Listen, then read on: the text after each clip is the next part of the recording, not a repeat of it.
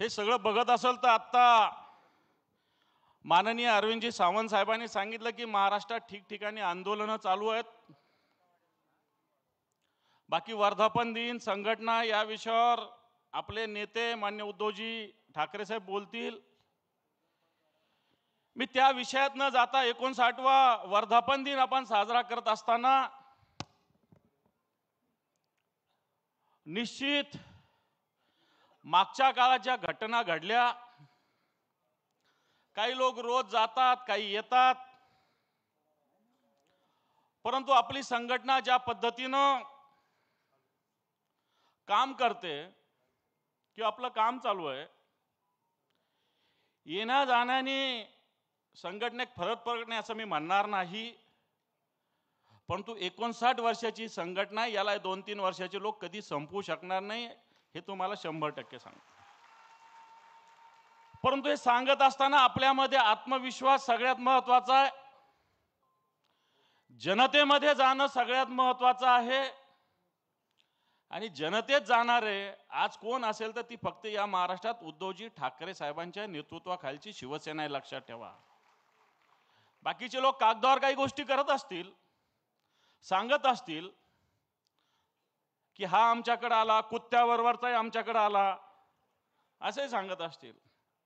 हा कुत्ता ज्याच्याबरोबर जात होता त्याचा जो आपल्याकडे होता तेव्हा आपल्याला नाव ठेवलं जायचे, आणि आता कुत्त्याबरोबरचा माणूस दुसऱ्याकडे गेला तर बदल झाला। मला वाटतं हे कुत्रे असे कसे चालतात यांना हे कळत नाही।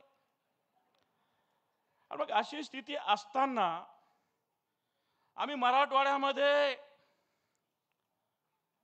मागच्या 5 जून ते 12 जून एक आंदोलन घेतलं।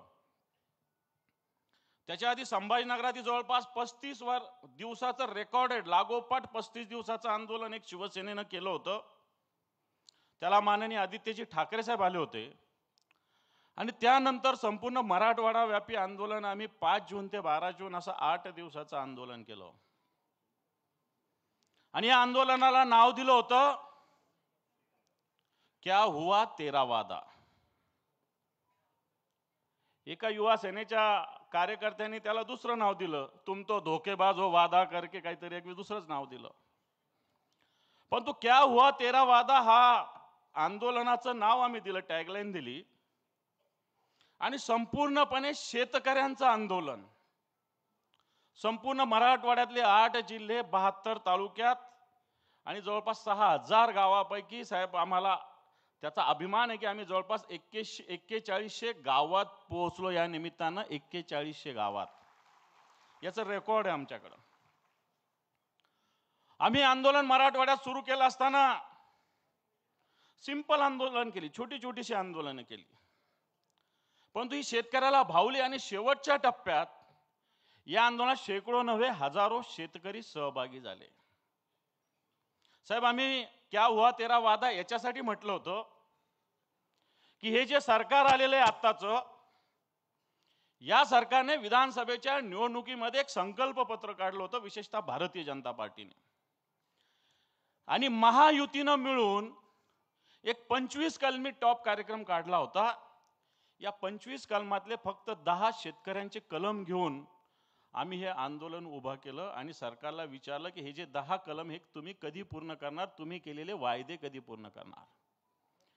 मग शेतकऱ्याची कर्जमाफी असेल, शेतकऱ्याचा जीएसटी परत देण्याचा मुद्दा असेल, पीक विम्याचा मुद्दा असेल, हमी भावाचा मुद्दा असेल, शेतकऱ्यांना मिळणारी वीज असेल, हे छोटे छोटे मुद्दे नव्हे तर हे महत्त्वाचे मुद्दे आहे।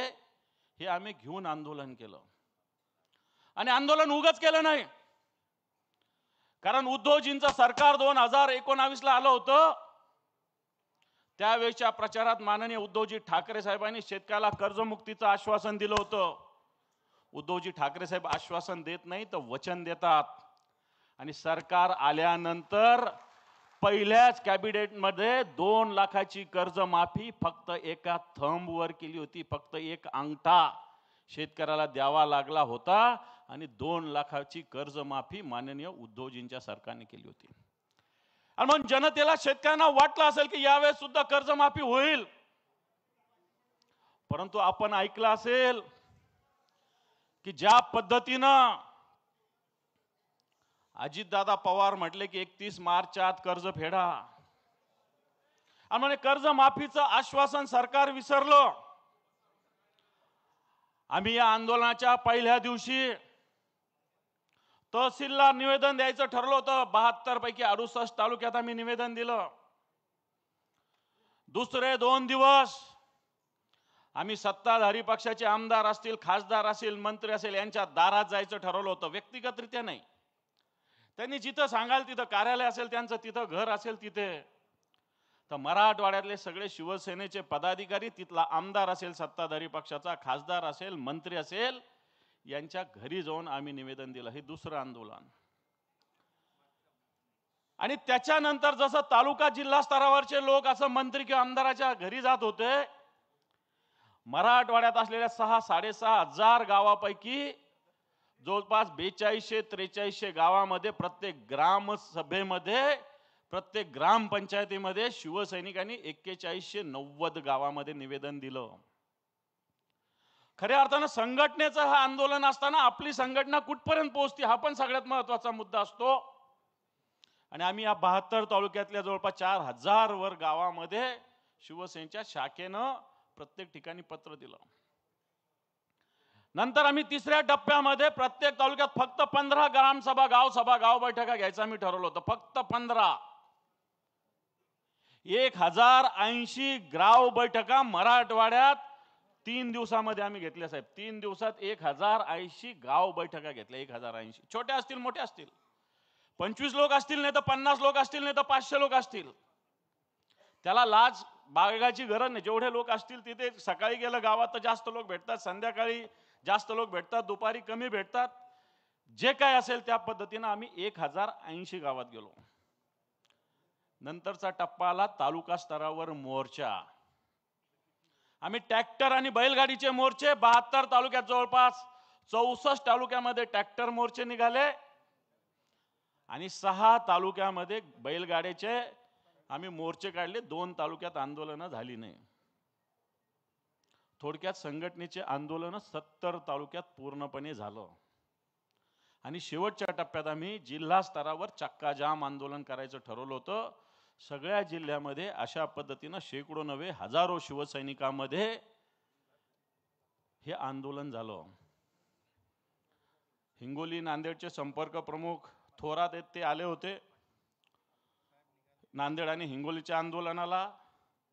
बाकी तिथल्या सगळ्या जिल्हा प्रमुखांनी, तालुका प्रमुखांनी, आमदारांनी हे आंदोलन मोठ्या प्रमाणावर केलं.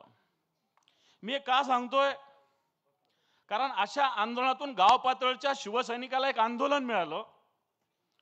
आंदोलन मिळत असता ज्याचा चेहरा हिरमुसलेला होता तो प्रसन्न झाला. मला असं वाटतं येणाऱ्या काळात इथं नेते बसलेले, मी त्याच्यामध्ये आहे, की शिवसैनिकाला जर प्रोग्राम दिला ना, ते कोणाचाही प्रोग्राम करू शकतात. त्याला कार्यक्रम देण्याची गरज आहे फक्त, आणि त्याला कार्यक्रम देण्याची आवश्यकता आहे. आणि म्हणून हे आंदोलन मराठवाडा व्यापी होत असताना आम्ही 23 तारखेला सगळ्या बँकांकडे जाणार आहे. आता 23 तारखेला सोमवारच्या दिवशी ज्या ज्या बँका शेतकऱ्यांना कर्ज देतात या बँकांच्या मॅनेजरकडे जाणार आहे. शांततेत आंदोलन आहे. कारण 2-2 महिन्यापासून शेतकऱ्यांनी कर्जासाठी अर्ज केलेला आहे. अर्ज एक तर मंजूर करा, नाही तर रिजेक्ट करा. एकीकडे मुंबईत बसून मुख्यमंत्री, उपमुख्यमंत्री सांगतात की शेतकऱ्याचं सिबिल बघितलं जाणार नाही. सिबिल बघितल्याशिवाय एकही बँक कर्ज देत नाही. म्हणून शेतकरी आता अतिशय अडलेला आहे, नडलेला आहे. तुळजापूरला एक शेतकरी 3 दिवसापासून उपोषणाला बसलेला आहे. बीडला एका शेतकऱ्यांनी कालच्या दिवशी मुलीचं ऍडमिशन करायचंय त्याला, या मुलीच्या ऍडमिशनला पैसे नाही, त्यांनी एका बँकेच्या दारात गळफास घेतलेला आहे काल. अशा घटना होत असताना मला वाटतं शिवसेना स्वस्थ बसणार नाही. आणि म्हणून 23 तारखेला आम्ही बँकांची, प्रत्येक बँकात जाऊन धडकणार आहोत की शेतकऱ्यांची कर्ज मंजूर का होत नाही. सरकार खोटं बोलतंय, शेतकऱ्याची कर्जमाफी सरकार करत नाही. याच मुख्यमंत्र्यांनी सांगितलं होतं की शेतकरी सन्मान योजना 15,000 रुपये देऊ. वाटतं ग्रामीण भागातील जे शिवसैनिक आहेत त्यांना मी सांगतो की 6,000 केंद्राची येतात. राज्यांनी सांगितलं होतं, नमो योजना केली होती की केंद्राच्या 6,000 बरोबर राज्याचे 6,000 रुपये देऊ, मागच्या काळात राज्याचा 1 रुपया आलेला नाही. मला वाटतं ही जागृती गावोगाव आवश्यकता आहे. 1 रुपयात पीक विमा योजना बंद झालेली आहे शेतकऱ्याची. येणाऱ्या काळामध्ये 4 ट्रिगर होते विमा मंजूर व्हायचा, आता एकच ट्रिगर राहिलेलं आहे. मी सगळ्या ग्रामीण भागातील शिवसैनिकांना बसलेल्याला पण आणि बाहेर पण ऐकत असतील त्यांना सांगतो की आता एकाच ट्रिगरने विमा मंजूर होणारे पीक कापणी प्रयोगावर वाटतं याच्या विरोधात सुद्धा आपल्याला लढा उभारावा लागणार आहे. हेच सरकार म्हटलं होतं की हा बळीराजा अन्नदाता बनेल ऊर्जादाता. साहेब हा मोठा विषय सगळ्या खासदारांच्या मी कानावर घालतो. ठिकठिकाणी गावोगाव सौर ऊर्जेसाठी पंतप्रधानाची योजना आहे. या योजनेतून गावोगाव 3 HP मोटारीला 22,500, 5 HP मोटारीला 32,500, 7 HP मोटारीला 42,500 रुपये जमा झालेले. प्रत्येक गावात या महाराष्ट्रातले 36 जिल्हे बघितले, 2 मुंबईचे सोडले, 34 जिल्ह्याचा जर हिशोब लावला एकेका जिल्ह्यामध्ये 60,000, 70,000 ते 1 लाख शेतकऱ्यांनी ॲव्हरेज 25,000, 30,000 रुपये जरी भरले असेल तर या सरकारकडे 6,500 कोटी रुपये 1 वर्षानं शेतकऱ्याची जमा आहे. हा मोठा विषय आहे. 6,500, 6,500 कोटीच्या वर रक्कम सौर ऊर्जेसाठी शेतकऱ्याची जमा आहे. अजून साधं 1.5 लाख सौर ऊर्जेचा पंप द्यायचं सुद्धा टेंडर निघालेलं नाहीये. मी ग्रामीण भागातील शिवसैनिकाला सांगतो की लाईट मिळत नाही. मुंबईमध्ये 2 मिनिट वीज गेली तर टाइम्स ऑफ इंडियात बातम्या येतात. राज्याच्या देशाच्या मोठ्या मोठ्या याच्यात बातम्या येतात की 2 मिनिटं लिफ्ट बंद पडली तर शेतकऱ्याला 8 तास वीज दिली जाते, सांगितली जाते. 4-7 तास सुद्धा मिळत नाही, तेही रात्री. त्याचाही टाइम टेबल आहे 10 ते 4, रात्री 10 ते 4 लाईट मिळते. आणि या 10 ते 4 मध्ये सुद्धा 1-1 तास 2-2 तास वीज जाते. आणि म्हणून हे सरकार म्हणलं होतं अन्नदाता बनेल ऊर्जादाता. ऊर्जादाता या शेतकऱ्याला बनवू दिलं जात नाही. उलट या शेतकऱ्याचे हजारो कोटी रुपये सरकारने ठेवलेले आहे. 9.5 लाख कोटी रुपयाचं, लाख कोटीचं कर्ज आज प्रत्येक या महाराष्ट्राच्या डोक्यावर आहे. आणि म्हणून बांधवांनो हा शेतकऱ्याचा विषय आहे. शेतकऱ्याचं हे आंदोलन आहे. मी उगाच म्हटलो नाही की मुंबई ठाकरेंचीच. अरे हा महाराष्ट्र ठाकरेंचाच आहे. आज आपण गावोगाव हे आंदोलन पेटवण्याची आवश्यकता आहे. संघटना आदेश देईल न देईल, गाव पातळीवरचे शेतकऱ्यांचे विषय महत्वाचे आहे. आणि म्हणून मी आपल्याला आवाहन करेल की आमचा अनुभव सांगतो. मराठवाड्यातला आंदोलनाला प्रचंड प्रतिसाद मिळाला. हजारो लोक सहभागी झाले. गावोगावातले शेतकरी आले. गाव बैठकामध्ये येऊन शेतकऱ्यांनी बोलायला सुरुवात केली, आपापली भूमिका मांडायला सुरुवात केली. वाटतं येणाऱ्या काळामध्ये आपल्याला जावं लागेल. निवडणुका येतात, निवडणुका जातात. शिवसेना ही 80% समाजकारण करणारी संघटना आहे. फक्त निवडणुका जिंकणारी किंवा हरणारी संघटना नाही. म्हणून येणाऱ्या काळामध्ये मला असं वाटतं हा शेतकऱ्यांचा विषय घेऊन मराठवाड्यात नव्हे तर महाराष्ट्रात आपल्याला लढा द्यावा लागेल. बँकांच्या विरोधात रस्त्यावर उतरावं लागेल. पीक विमा कंपन्यांकडे 2-2, 3-3 वर्षाचा विमा पडलेला आहे. शेतकऱ्यांना 72 तासात पंचनामा करा सांगतात, पण विमा मंजूर होऊन 2-2 वर्षानं विमा अजून मिळत नाही. अशा प्रकारची स्थिती आहे. या राज्यातला अजून 410 कोटी रुपये विमा शेतकऱ्यांचा विमा कंपन्यांकडे 2 वर्षाचा. सरकारने NDRFचे निकष आधी लावले होते, ते आता बदललेले आहे. आज 2 हेक्टरला 2 हेक्टरच्या ऐवजी 3 हेक्टरला मदत द्यायचं सरकारने डिक्लेअर केलं होतं. जी NDRFचे निकष त्याच्यापेक्षा 1.5 पटीने देण्याचा निकष दिला होता, हा सरकारने रद्द केला 15 दिवसापूर्वीच्या कॅबिनेटमध्ये. सरकार रोज वेगवेगळ्या पद्धतीनं मुद्रांक शुल्क माफ, कोणाकोणाचं माफ, अदानीचं माफ, बिल्डरांचं माफ, आणि शेतकऱ्याच्या कर्जमाफीला सरकारकडे पैसे नाही. आणि म्हणून मला असं वाटतं हा कर्जमुक्तीचा लढा आपल्याला उभा राहावा लागणार आहे. हा शेतकऱ्यांचा मुद्दा आपल्याला लढा उभा राहावा लागणार आहे. पीक विम्याचा लढा आपल्याला उभा राहावा लागणार आहे. शेतकऱ्यांच्या हिताच्या दृष्टीनं खतामध्ये शेतकऱ्यांची फसवणूक होते. बी बियाण्यामध्ये खताच्या सगळ्यात जास्त कंपन्या तर गुजरातच्या आहे. आणि म्हणून या सगळ्या विरुद्ध लढा मराठवाड्यात शिवसेनेने उभा केला. हा लढा आता सुरुवातीचा होता. हा लढा व्यापक स्वरूप द्यायचा आहे. मी सगळ्यांना आव्हान करेल, मी माननीय सगळ्या नेत्यांना आव्हान करेल की हा लढा महाराष्ट्रात गेला पाहिजे, महाराष्ट्रातल्या गावगावात गेला पाहिजे. आणि येणाऱ्या काळामध्ये पुढच्या वेळेस बॅनर लागलं पाहिजे, मुंबई ठाकरेंचीच नाही तर महाराष्ट्रात ठाकरेंचाच. आणि येणाऱ्या काळात हा संकल्प आपण सगळे मिळून करू. एवढंच सांगतो आणि थांबतो. धन्यवाद. जय हिंद, जय महाराष्ट्र.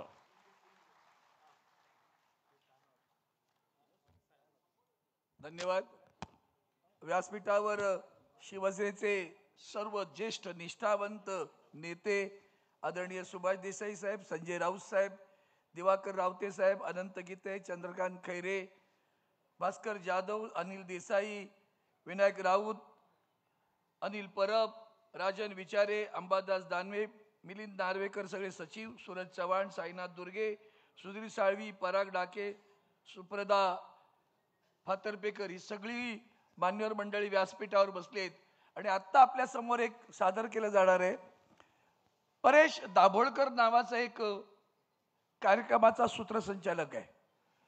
त्याने अलीकडच्या काळामध्ये मराठी माणसांबद्दल एक अतिशय अप्रतिम, जेव्हा स्थानिक लोकाधिकार समिती महासंघाच्या वतीनं मराठी भाषा दिन साजरा केला त्यावेळेला मराठी माणसांच्या काळजाला हात घालणारं असं एक वक्तव्य केलं. ते आपल्यासमोर सादर करतील परेश दाभोळकरांचं. आपण व्हिडिओ क्लिपिंग त्याची लावावी. धन्यवाद.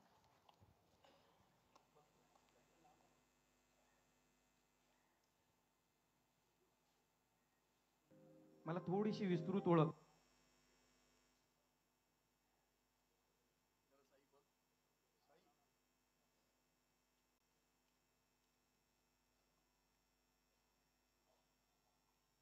आमच्या सर्वांचीच उद्धवजी आपल्यासोबत करून द्यायची आहे.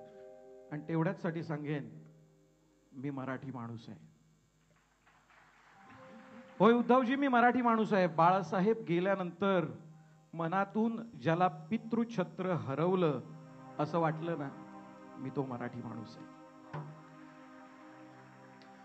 घाईघाईनं कोविडच्या लॉकडाऊनला जाहीर केल्यानंतर ज्या माणसानं तासाभरामध्ये टीव्ही स्क्रीनवर येऊन माझं कुटुंब या संकटामध्ये तग धरून उभं राहील अशी संजीवनी आपल्या शब्दातून मला दिली ना, त्या कुटुंब प्रमुखांना कुटुंब प्रमुख मानणारा, होय मी मराठी माणूस आहे. होय मी मराठी माणूस आहे.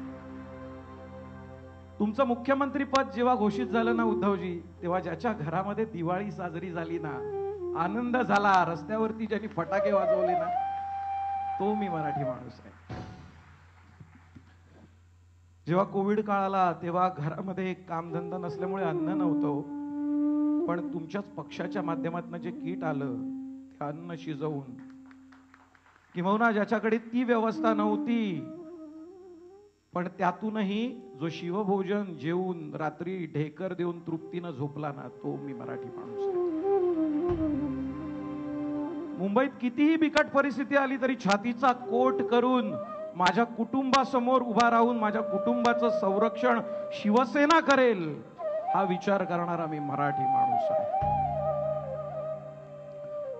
रुग्णालयात जायची वेळ आली ना तर पहिली ॲम्ब्युलन्स बोलवून घेऊन येणारा, रक्ताची गरज भासली तर स्वतःचं रक्त देणारा, आणि अशा वेळेला जेव्हा कुणीतरी जातं आणि अव्वाच्या सव्वा बिल आलं असतं ना, तेव्हा त्या हॉस्पिटलच्या ॲडमिनिस्ट्रेशनची कॉलर धरणारा जो शिवसैनिक आहे ना, त्याच्या प्रेमात असलेला मी मराठी माणूस आहे. आदित्य साहेबांच्या संकल्पनेतून महापालिकेमध्ये शाळातून शिकणाऱ्या विद्यार्थ्याचा मी पालक आहे. होय मी मराठी माणूस आहे. आमच्या मुलांच्या शाळा कॉलेजासाठी सातत्यानं झगडणारे, त्यांच्या ॲडमिशनसाठी नेहमीच राबत असणारे, जेव्हा शालेय वर्ष सुरू होतं तेव्हा वह्या वाटणारे, लोकांना पावसाळ्याआधी छत्री देणारे आणि शालांत परीक्षा झाल्यावरती गुणगौरव समारंभ आयोजित करणाऱ्या प्रत्येक आमदार, खासदार, शाखा प्रमुखाचा आभारी असलेला, होय मी मराठी माणूस आहे. मुंबई महापालिकेमध्ये जमा केलेल्या ठेवी कुणी केल्या आणि सागरी महामार्गाचं श्रेय कुणी जरी घेतलं तरी त्यामागे तुमचा खंबीर हात होता याची जाण असलेला, होय मी मराठी माणूस आहे.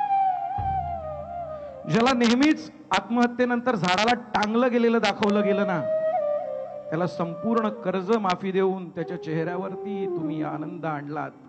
तो आनंदानं हसलेला महाराष्ट्राचा शेतकरी, होय मी मराठी माणूस आहे. तुमचं मुख्यमंत्री पद हिरावल्यानंतर तुम्ही आणि वहिनी अगदी हसऱ्या चेहऱ्यानं वर्षावरना घरी निघालात. पण तरी सुद्धा तुम्हाला बघून टीव्ही स्क्रीन समोर डोळे डबडबून जो रडला ना, मी तो मराठी माणूस आहे. कोविडच्या राक्षसानं जेव्हा श्वास गुदमरवला होता ना, तेव्हा कोणतीही जातीभेद प्रांतभेद न करता प्रत्येकाला हक्काचा ऑक्सिजन देऊन त्या माणसामध्ये प्राण फुंकणाऱ्या माझ्या ह्या उद्धवजींचा मी चाहता. होय, मी मराठी माणूस आहे. आणि येत्या काळामध्ये कुणीही मातब्बर आला, कोणतीही महाशक्ती जरी आली, तरी या मुंबईचा महापौर हा मराठी झाला पाहिजे. उत्तुंग भरारी हा विचार करणारा मी मराठी माणूस आहे. मी मराठी माणूस आहे.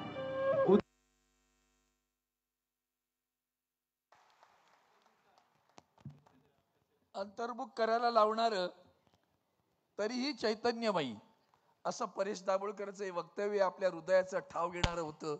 त्या परेश दाभोळकरांसाठी पुन्हा एकदा जोरदार टाळ्या वाजवा. यानंतर मी विनंती करतो शिवसेना नेते सन्माननीय कोकणातला आवाज म्हणजे कोण, भास्कर जाधव.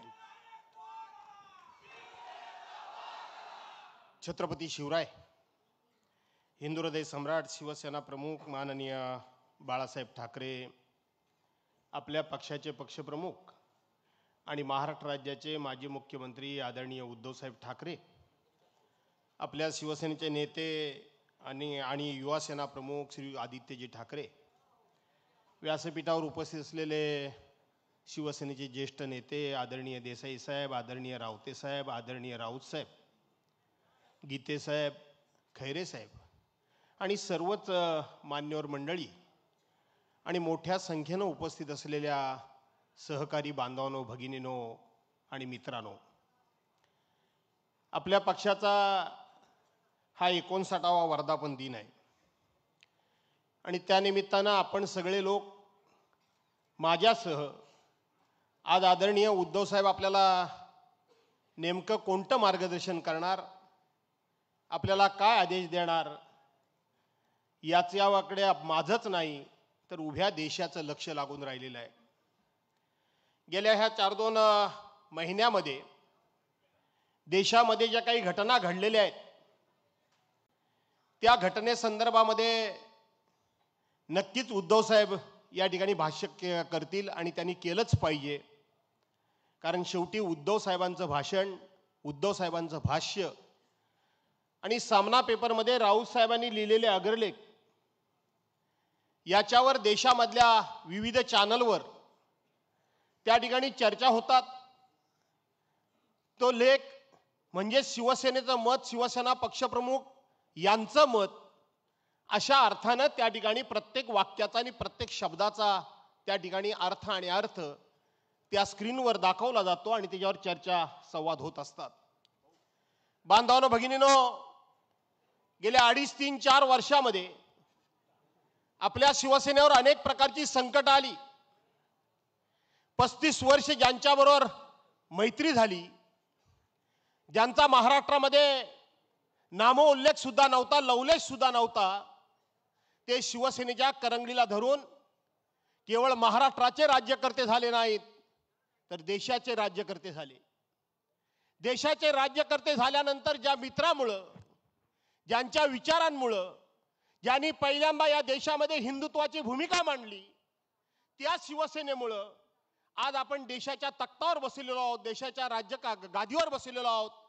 याचं भान न ठेवता कैलासवासी हिंदू हृदय सम्राट, शिवसेना प्रमुख माननीय बाळासाहेब ठाकरे यांच्या निधनानंतर हीच खऱ्या अर्थानं शिवसेना संपवण्याची वेळ आहे, अशा प्रकारचा दुष्ट हेतू मित्रांनी म्हणजेच भारतीय जनता पार्टीने ठेवला. आणि त्या भारतीय जनता पार्टीला असं वाटलं की हीच खऱ्या अर्थानं शिवसेना संपवण्याची वेळ आहे. आणि त्या वेळेला कुठलंही कारण नसताना 2014 साली भारतीय जनता पार्टीने शिवसेनेबरोबरची युती तोडली. युती तोडल्यानंतर अख्ख्या देशातली त्यांची जेवढी जेवढी राज्य होती तेवढी तेवढी राज्य त्यांनी या ठिकाणी महाराष्ट्रामध्ये उद्धव साहेबांच्या पक्षाच्या विरोधात निवडणुकीला उतरवली. अचानकपणे विश्वासघात केला. एकाएकी निवडणूक लढण्याकरता म्हणून योद्धा म्हणून उद्धव साहेब त्या ठिकाणी मैदानामध्ये उतरले आणि आपल्या सर्वांची छाती गर्वानं फुलून येईल. एकट्याच्या बळावर उद्धव साहेबांनी त्यावेळेला 63 आमदार निवडून आणले हे आपल्या सर्वांना ज्ञात आहे. त्यानंतर युती करण्याकरता म्हणून मातोश्रीवर खेपा घालणारे अमित शहा आज देशाचे गृहमंत्री आहेत. त्या ठिकाणी काय चर्चा झाली नाही याचा उल्लेख स्वतः देवेंद्र फडणवीस आजचे मुख्यमंत्री आहेत त्यांनी आपल्या मुलाखतीमध्ये केला. नंतर ते 2019 साली बदलले. पहिल्यांदा आज ते आपल्यावर आरोप करताना सांगतात तुम्ही हिंदुत्व सोडलं, तुम्ही काँग्रेस बरोबर गेला. पण ते 80 तासाचं सरकार आठवा सर्वांनी. आपण देखील होला हो म्हणतो. आणि त्यावेळेला पहिल्यांदा अजित पवारांबरोबर युती करून आघाडी करून जर महाराष्ट्राचे मुख्यमंत्री पहिल्यांदा कोणी जर केलं असेल आणि शिवसेनेच्या पाठीमध्ये खंजीर खुपसण्याचं काम जर कोणी केलं असेल तर ते भारतीय जनता पार्टीने केलं, देवेंद्र फडणवीसांनी केलं. पहिल्यांदा देवेंद्र फडणवीसांनी केलं. हेतू पुरस्कार आपलं पाप लपवून ठेवायचं आणि उद्धव साहेबांच्यावर आरोप करायचा आणि मग त्यांना धडा शिकवण्याकरता म्हणून त्यांचं 80 तासामध्ये सरकार पाडण्यात आलं. त्यानंतर उद्धव साहेबांच्या कारकिर्दीमध्येच कोरोनासारखं संकट आलं. कोरोनाच्या संकटातून कुठेतरी बाहेर पडतो ना पडतो महाराष्ट्र. त्यावेळेला उद्धव साहेबांच्यावर एक खूप मोठी शस्त्रक्रिया करण्यात आली.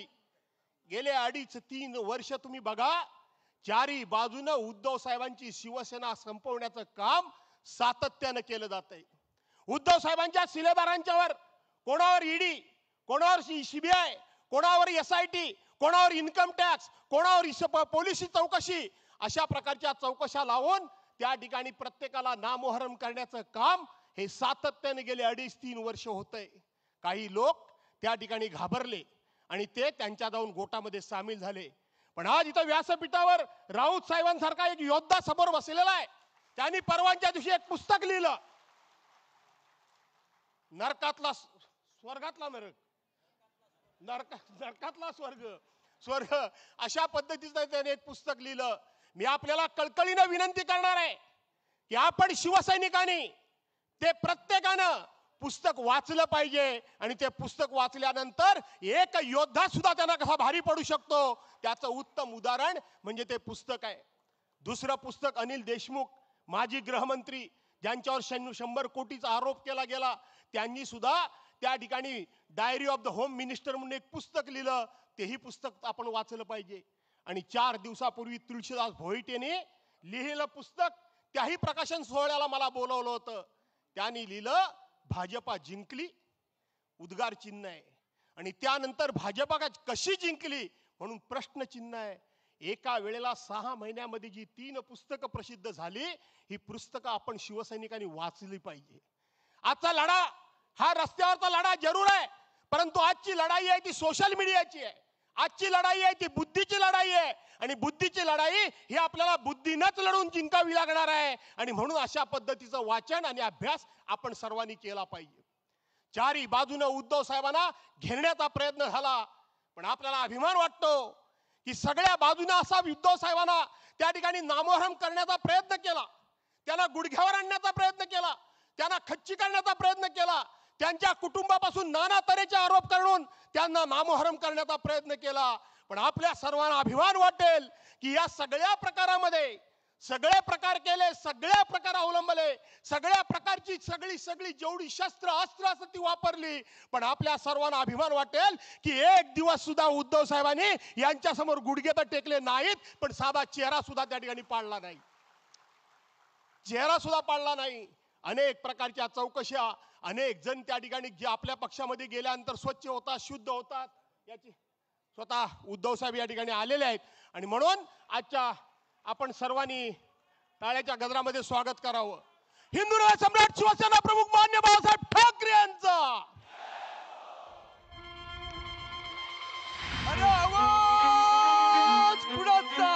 शंखनाद होऊ दे, रणदुंदुभी वाजू दे, नाद घोष गरजू दे विशाल.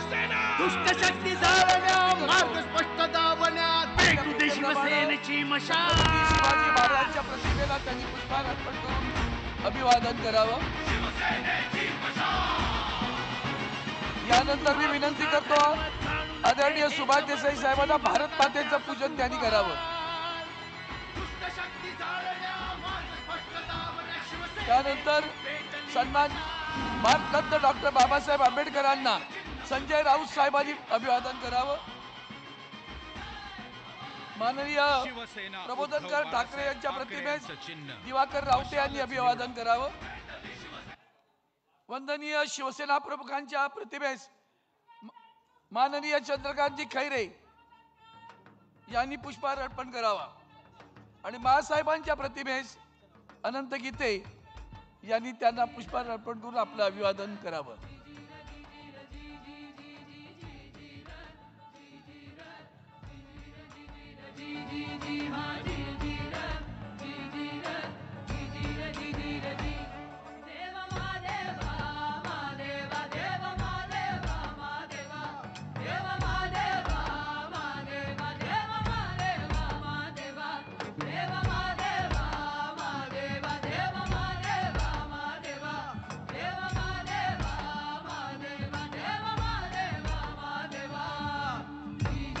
यानंतर शिवसेनेचे युवासेना प्रमुख माननीय आदित्यजी ठाकरे साहेब यांचं सुद्धा जोरदार टाळ्यांच्या गजरात स्वागत करा. आदित्यजी ठाकरे आगे बढ़ो. आपण स्थानापन्न व्हावं. मी या विभागाचे विभाग प्रमुख सन्माननीय शिंदे यांना विनंती करतो विभागाच्या वतीनं त्यांनी आदरणीय उद्धवजींचं स्वागत करावं. प्रमोद शिंदे हे विभाग प्रमुख आहेत. आदरणीय उद्धवजींचं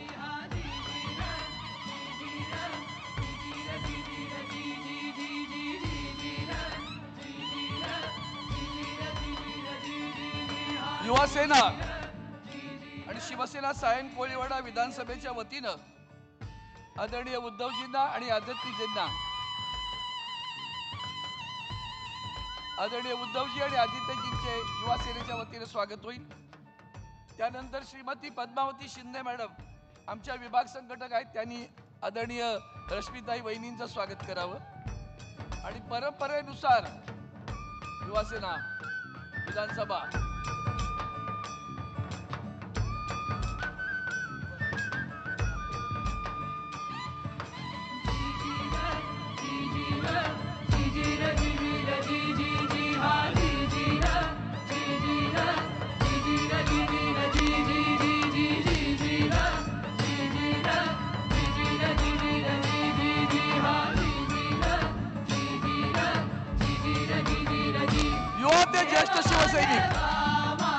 ज्येष्ठ शिवसैनिक सगळे इकडे आदरणीय उद्धवजींचं जोरदार स्वागत करत आहेत. जोरदार टाळ्या होऊ द्या. पद्मावती शिंदे मॅडम आपण बहिणींचं स्वागत करावं. यानंतर परंपरेनुसार भारतीय कामगार सेनेच्या वतीनं आमदार सचिन अहिर आणि दिलीप जाधव हे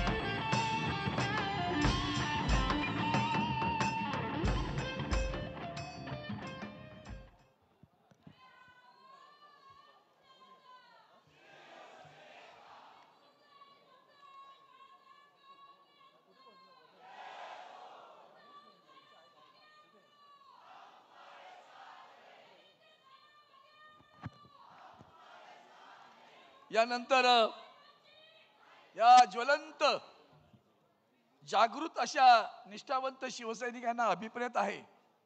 तुम्हाला कल्पना यानंतर कोण बोलणार. आजचा सामनाचा अग्रलेख सगळ्यांनी वाचला का? निश्चित वाचला ना? माग पेटली की नाही? एवढे सगळे अन्याय होऊन सुद्धा ज्यांची लेखणी आणि वाणी अशी काही परजत असते की ती रोज जबरदस्त धमाका उडवते, असे शिवसेनेचे नेते आदरणीय संजय राऊत साहेब यांना विनंती करतो की त्यांनी आता संबोधावं.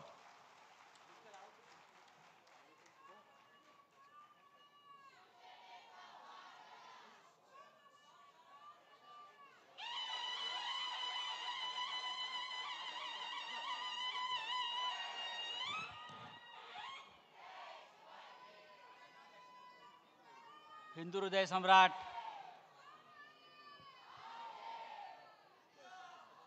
शिवसेना प्रमुख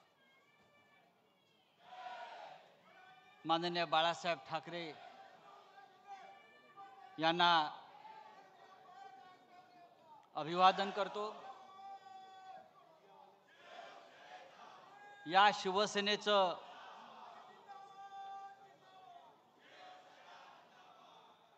रोपटं नव्हे, त्यांनी झाडच लावलं होतं आणि त्या शिवसेनेला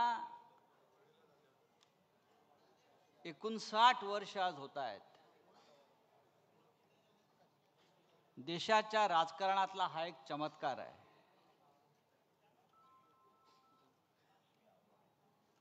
सन्माननीय शिवसेना पक्षप्रमुख उद्धवजी ठाकरे, युवा सेना प्रमुख आदित्यजी ठाकरे, व्यासपीठावरील सर्व शिवसेनेचे मान्यवर नेते आणि या सभागृहात उपस्थित असलेले महाराष्ट्राच्या कानाकोपऱ्यातून आलेले सर्व शिवसेनेचे जिल्हा प्रमुख, संपर्क प्रमुख, तालुका प्रमुख, शाखा प्रमुख, आज कोणताही मनोरंजनाचा कार्यक्रम नाही, फक्त विचार देण्याचा कार्यक्रम आहे. मनोरंजनाचा कार्यक्रम ठेवण्याचं फार कारण दिसत नाही, कारण आपलं मनोरंजन करण्याची जबाबदारी या सरकारनं घेतलेली आहे. रोज काहीतरी एक वेगळा कार्यक्रम, ज्याला आपण शो म्हणतो. आज हॉरर शो झाला. आज पाहिलं तर एकदम हॉरर शो, थरारक सिनेमा. कोणीतरी एक मंत्री एका अघोरी बाबासह बसलेला आहे, उघडा बंब टॉवेलवर. त्या अघोरी बाबाच्या हातात कवटी आहे आणि बहुतेक त्याच्या खुर्चीखाली रेड्याचं शिंग असावं असं मला वाटलं. आणि बराच वेळ ती अघोरी विद्येचा कार्यक्रम सुरू होता. मला वाटलं एकेकाळी आमच्या कॉलेज जीवनामध्ये एक रामसे ब्रदर्स होते, रामसे ब्रदर्स. ते असे हॉरर सिनेमे काढायचे आणि आम्हाला भीतीच वाटत नव्हती. तर सकाळी हॉरर सिनेमा पाहिला. या हॉरर सिनेमाचे कलाकार, निर्माते, दिग्दर्शक, त्यांचा सुद्धा आज एक कार्यक्रम कुठेतरी सुरू आहे, हॉरर कार्यक्रम डोममध्ये. या महाराष्ट्रामध्ये इतके आता कार्यक्रम होत आहेत मनोरंजनाचे, तर उद्धव साहेबांनी ठरवलं की आपल्याला अशा कार्यक्रमाची गरज नाही, आपण थेट विचार देऊया. 59 वर्षाच्या शिवसेनेला सातत्यानं जर कोणता कार्यक्रम बाळासाहेबांनी दिला असेल तर तो या राज्याला आणि देशाला विचार देण्याचा.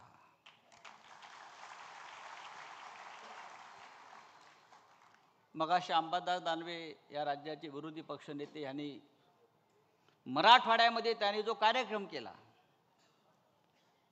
आंदोलनाचा, शेकडो गावात, असंख्य तालुक्यात, गाव पातळीवर,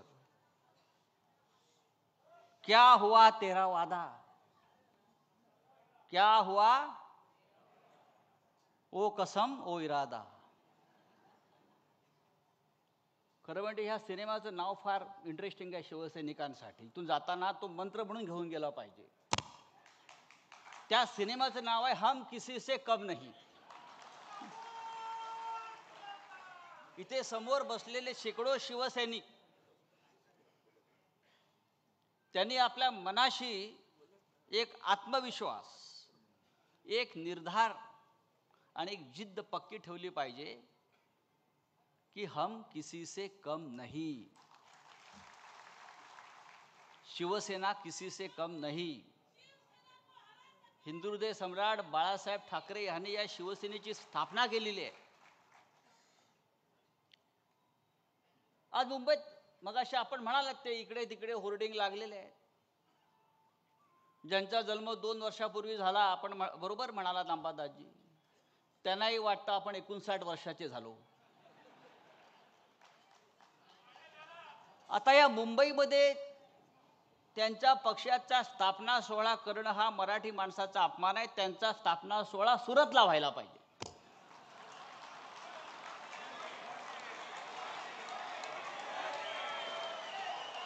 मुंबईत शिवसेनेची स्थापना झाली शिवतीर्थावर बाळासाहेब ठाकरेंनी, उद्धव साहेब ठाकरेंनी.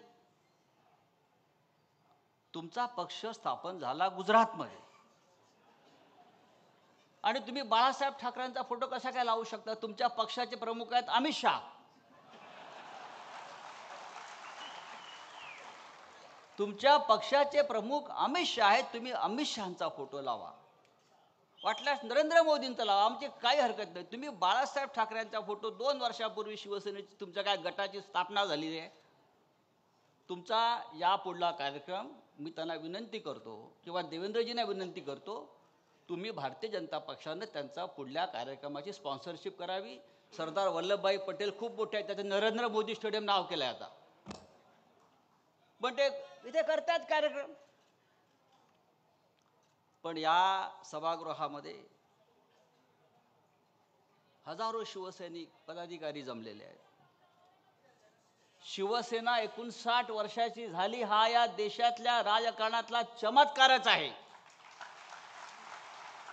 माननीय बाळासाहेब ठाकरेंनी तेव्हा सांगितलं होतं, या देशामध्ये फक्त 2च सेना राहतील, एक भारतीय सेना आणि दुसरी शिवसेना. बाकी सगळ्या गुंडांच्या टोळ्या.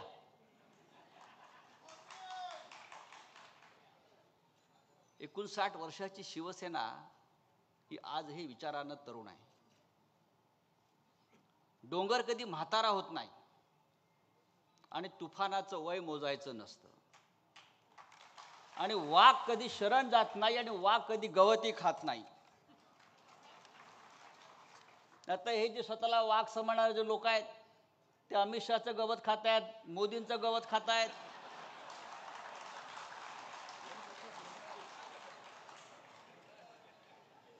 आम्ही असे नाही. मी जेव्हा म्हणतो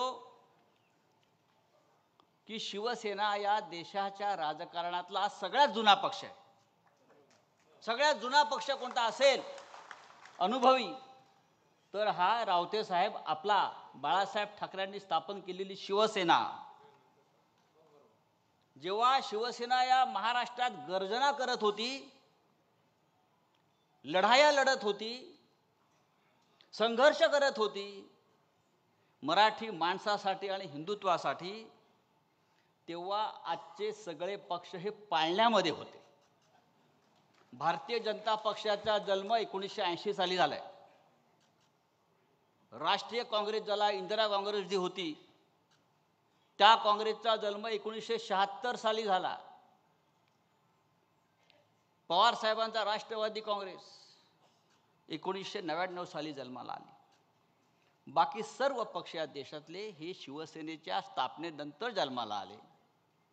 आणि शिवसेना हा एकमेव पक्ष आज आहे असा की त्या पक्षानं आज 59 उन्हाळे, पावसाळे, वादळ, तुफान अंगावर झेललेले आहेत. आणि त्यातून आम्ही अत्यंत खंबीरपणे उभे आहोत. आमच्या जीवनातला संघर्ष कधी संपला नाही. संघर्ष आमचा ऑक्सिजन आहे, संघर्ष आमचा प्राणवायू आहे.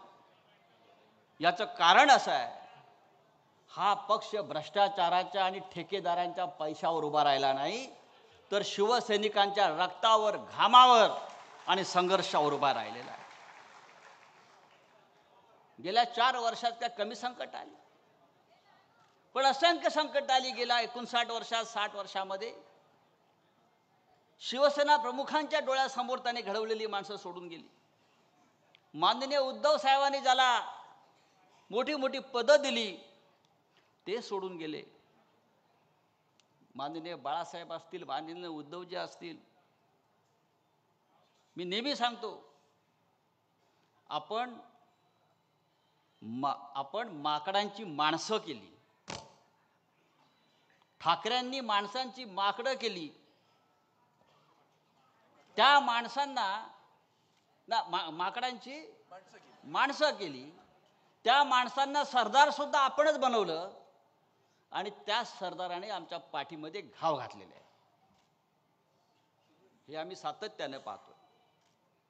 आणि इतक्या हल्ल्यानंतर सुद्धा ही शिवसेना कधी झुकली नाही, वाकली नाही, कुणाच्या चरणाशी बसली नाही. नाहीतर या भूतलावरती असे अनेक नेते 56 इंच छातीवाले, एक ट्रम्पचा फोन येतो आणि सरेंडर होतात.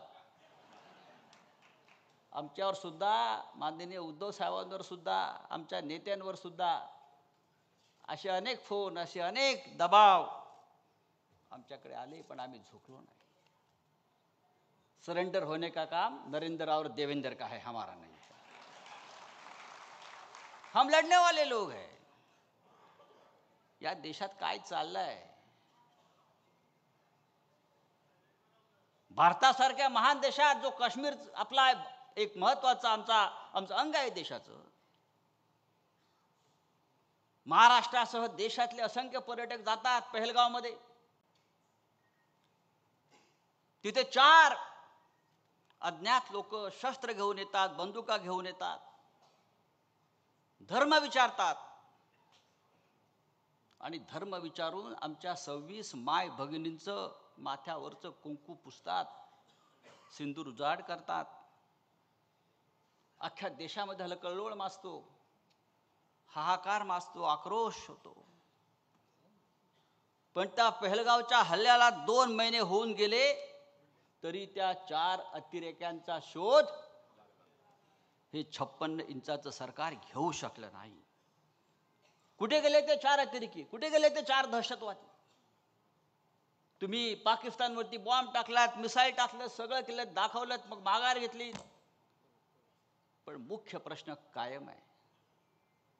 ते 4 अतिरेकी ज्यांनी आमच्या माय भगिनींचं कुंकू पुसलं, ते जमिनीत गडप झाले, हवेत अदृश्य झाले, आकाशात गेले, पाताळात गेले. गेले कुठे याचा शोध या देशाच्या गृहमंत्र्यांना अजून घेता आला नाही. आणि तुम्ही आम्हाला शौर्याच्या आणि राष्ट्रभक्तीच्या गोष्टी सांगता. कशा करता? उद्धव साहेबांचं मला अभिनंदन करायचं आहे. ऑपरेशन सिंदूर सुरू झालं, देशावर हल्ला झाला. उद्धवजींनी सगळ्यांना आम्हाला सांगितलं, खासदारांना सांगितलं, नेत्यांना सांगितलं, हा देशावरचा हल्ला आहे, हे देशावरचं संकट आहे. आपल्यातले सगळे मतभेद विसरून सरकार जी कारवाई करते आहे, जी कृती करते आहे, आपण त्यांच्या मागे ठामपणे उभं राहायला पाहिजे. हीच आपली राष्ट्रभक्ती आहे. आणि आम्ही सगळे त्या पद्धतीनं काम करायला लागलो. पण राजकारण कोणी सुरू केलं या हल्ल्याचं? तर भारतीय जनता पक्षानं सुरू केलं. ऑपरेशन सिंदूरच्या नावाखाली आज मतं मागितली जात आहेत. ही आमच्या माय भगिनींचा पुसलेला कुंकवाचा अपमान आहे. मी आपल्याला सांगतो, आम्हाला असं वाटलं की मोदींनी आता लढण्याची जी सुरुवात केली आहे पाकिस्तान बरोबर, आता पाकिस्तानचे 4 तुकडे करूनच आमचं सैन्य मागे येईल.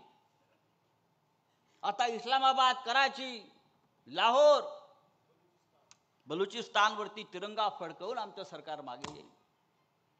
पाकिस्तानातील सगळे दहशतवादी अड्डे उद्ध्वस्त करून आमचं सरकार, आमचं सैन्य मागे येईल, शांत राहील. पण काय दुर्दैव या देशाचं. आमचं सैन्य आक्रमण पुढे पुढे जात असताना, हवाई दल हल्ले करत असताना अमेरिकेतून एक फोन येतो प्रेसिडेंट ट्रम्पचा, आणि त्या एका फोन नंतर हा भारत दहशतवादाविरुद्धची लढाई थांबवतो आणि माघार घेतो. आणि ही माघार का घेतली हे नरेंद्र मोदी आजही आम्हाला सांगू शकलेले नाही. आणि आज तेच प्रेसिडेंट ट्रम्प पाकिस्तानच्या लष्कर प्रमुखाला त्याच्या व्हाईट हाऊसमध्ये जेवायला बोलवतात, डिनरला बोलवतात आणि बोलतात आय लव्ह पाकिस्तान. हे नरेंद्र मोदींचे मित्र. आणि आम्हाला राष्ट्रभक्ती शिकवताय, आम्हाला हिंदुत्व शिकवताय. आमच्या हिंदुत्वावरती तुम्ही प्रश्नचिन्ह उभा करता, आमच्या राष्ट्रभक्तीवरती प्रश्नचिन्ह निर्माण करता. या देशामध्ये डी कंपनीचं राज्य सुरू आहे. डी कंपनीचं राज्य सुरू आहे. दिल्लीमध्ये डी म्हणजे डरपोक आणि महाराष्ट्रातलं डी म्हणजे डायरेक्ट डी, ज्याला तुम्ही डी डी म्हणता. या डी कंपनीचे, या मुंबईतले, महाराष्ट्रातले अंडरवर्ल्डचे सगळे लोक भारतीय जनता पक्षानं आपल्या सरकारमध्ये घेतले आहेत. त्याच्यामुळे हे सरकार डी कंपनी चालवते आहे.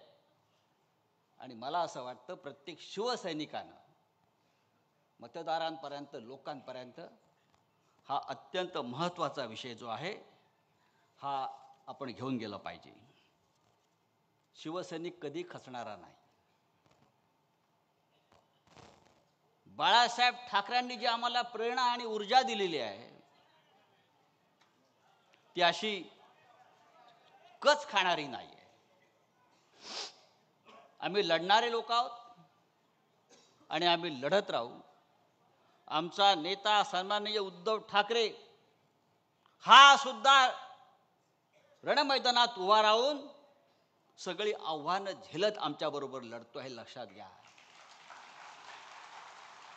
जाता जाता मी इतकंच सांगेन, उद्धव साहेब, हे चित्र आपण पाहिलं असेल, हा उत्साह आपण पाहिला असेल. महाराष्ट्रात शिवसेनेचे नेते जिथे जिथे जात आहेत त्या प्रत्येक ठिकाणी शेतकरी, कष्टकरी, कार्यकर्ते हे जमा होत आहेत. कालच्या विधानसभेच्या निकालावर त्यांचा आजही विश्वास नाही आहे, पण तरीही ते लढण्यासाठी उभे आहेत. आपलं नेतृत्व त्यांना हवं आहे आणि संघर्ष करण्याची त्यांची तयारी आहे. शिवसेनेचा पुढला विजयाचा मंत्र कोणता असेल तर लक्षात घ्या, संघर्ष हाच आमच्या विजयाचा मंत्र आहे आणि आम्ही संघर्ष करण्यासाठी तयार केला पाहिजे. हिंदीमध्ये एक प्रसिद्ध कवी आहेत गोपालदास नीरज म्हणून. त्यांच्या फक्त 2 ओळी मी ऐकवतो आणि माझा विषय संपवतो. अत्यंत प्रेरणादायी आहे. जेव्हा जेव्हा माझ्यासारख्या माणसाला असं वाटतं की आता सगळं काही संपतंय, तेव्हा मी त्या नीरजच्या कवितांचं पुस्तक काढतो आणि त्या 2 ओळी वाचतो. नीरज म्हणतात, है बहुत अंधियारा अब सूरज निकलना चाहिए, है बहुत अंधियारा अब सूरज निकलना चाहिए, जिस तरह से भी हो मौसम बदलना चाहिए. रोज जो चेहरे बदलते हैं लिबासों की तरह, रोज जो चेहरे बदलते हैं लिबासों की तरह, अब जनाजा जोरों से उनका निकलना चाहिए. कळलं कोणाचा जनाजा काढायचा?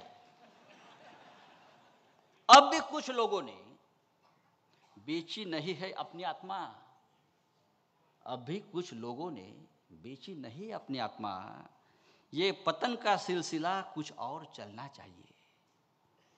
फूल बनकर जो जिया वो यहाँ मसल गया, फूल बनकर जो जिया वो यहाँ मसल गया, जिस्त को फौलाद के साचे में ढलना चाहिए. छीनता हो जब तुम्हारा हक कोई, छीनता हो जब तुम्हारा हक कोई, उस वक्त तो आंख से आंसू नहीं शोला निकलना चाहिए. ही शिवसैनिकांसाठी प्रेरणा आहे. आपण चिडलं पाहिजे, आपण संतापलो पाहिजे. आणि हा संताप आणि चीड अन्यायाविरुद्ध आहे, आमच्यावर झालेल्या अन्यायाविरुद्ध आहे. निवडणूक आयोग ठरवू शकत नाही, अमित शहा ठरवू शकत नाही शिवसेना कोणाची आहे. उद्या आम्ही ठरवू, अमित शहा या देशात राहील की देशाच्या तुरुंगात राहील? जय हिंद, जय महाराष्ट्र. माननीय संजय राऊत साहेब धमाल. विद्यमान राजकीय परिस्थितीवरचं त्यांचं भाष्य आपण ऐकल्यानंतर आपण सगळेजण अंतर्मुख व्हालच. मी यानंतर आपल्या समोर 59वा वर्धापन दिन. इवलेसे रूप लावलीये द्वारी, तिचा वेलू गेला गगनावरी. शिवसेनेचा वटवृक्ष उभा राहिला. पानगळ काही झाली असेल, पण साहेब निष्ठावंतांच्या पारंब्या इथं आणि महाराष्ट्रात कशा बसल्यात पहा, उभ्या कशा आहेत त्या पहा. त्या निष्ठावंतांच्या पारंब्यात ह्या निष्ठावंतांचा कुटुंब सोहळा. आणि आज आपल्यासमोर आत्ता जेव्हा विचार मांडता मांडता पंतप्रधान नरेंद्र मोदींचा आणि अमित शहाचा विचार केला, तेव्हा संजय राऊत म्हणाले तसं तेव्हा सुद्धा मोगलशाही आली, निजामशाही आली, आदिलशाही आली, सगळ्या शाह्या आल्या. आता सुद्धा वरून दिल्लीतनं शाहीच येते, पण त्या शाहीला एकच निद्राच्या हातडे माणूस उभा आहे, त्याचं नाव आहे उद्धव बाळासाहेब ठाकरे. मी आदरणीय उद्धवजींना विनंती करतो, त्यांना असं वाटतं की हिंदुत्व त्यांना समजलंय, पण हिंदुत्व आणि मराठी पण ज्यांना उमजलंय ते उद्धवजी ठाकरे साहेब यांना विनंती करतो की आपण मार्गदर्शन करावं.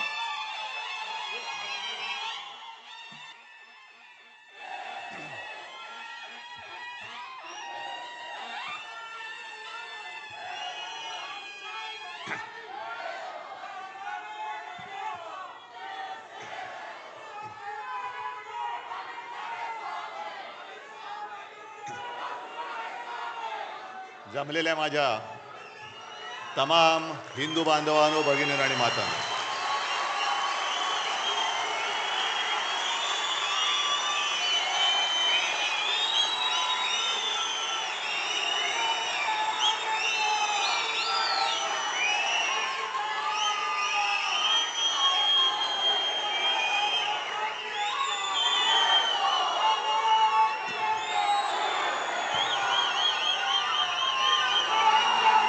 तुमच्याशी काय बोलायचं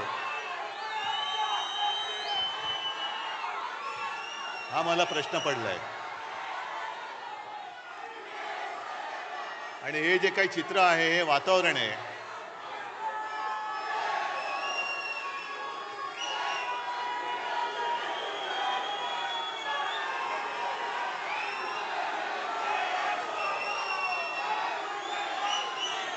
हे वातावरण मला नाही वाटत कोणाच्याही नशिबात किंवा भाग्यामध्ये असं प्रेम लिहिलं असेल.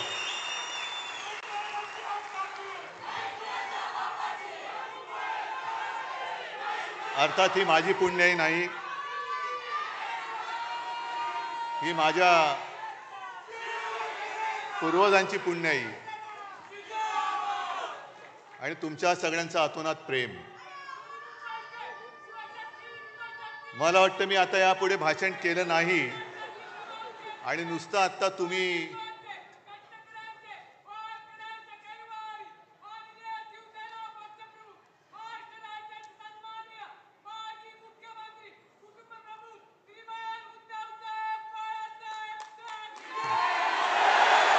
हा जयघोष जरी नुसता टीव्हीवरती आपल्या विरोधकांनी पाहिला तरी त्यांचे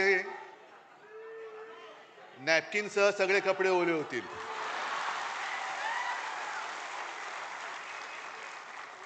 आणि त्यांना एक प्रश्न पडेल की एवढं सगळं केलं, एवढी माणसं फोडली, चिन्ह चोरलं, वडील चोरले, पक्ष फोडला, तरी शिवसेना संपत कशी नाही? हा उद्धव ठाकरे संपत कसा नाही? कारण त्यांना कल्पना नाहीये की शिवसेना प्रमुखांनी रक्त आटवून, विचार पेरून हे एक शिवसेना नावाचं वादळ निर्माण केलेलं आहे. पैसे फेकून जमवलेली माणसं नाही आहेत. विचार अंगामध्ये भिनवून कट्टर हिंदुत्वनिष्ठ महाराष्ट्र धर्म पाळणारे शिवसैनिक आहेत.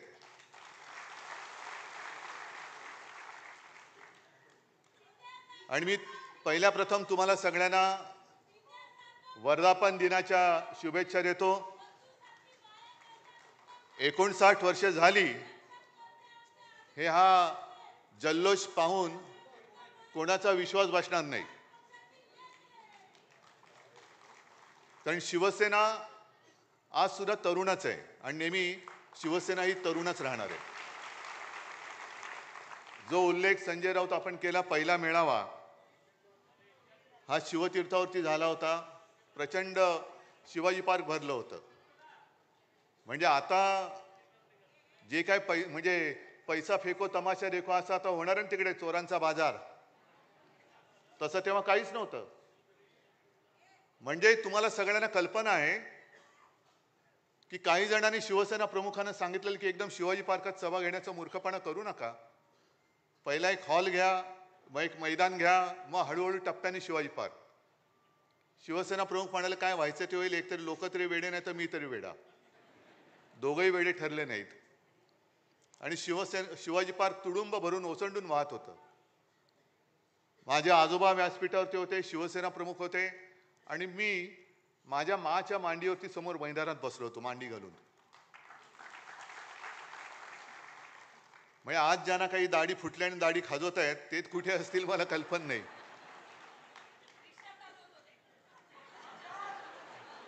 जाऊ दे. आज सगळीकडे बॅनर लागलेत, पोस्टर लागलेत, शिवसेना प्रमुखांचे फोटो आहेत.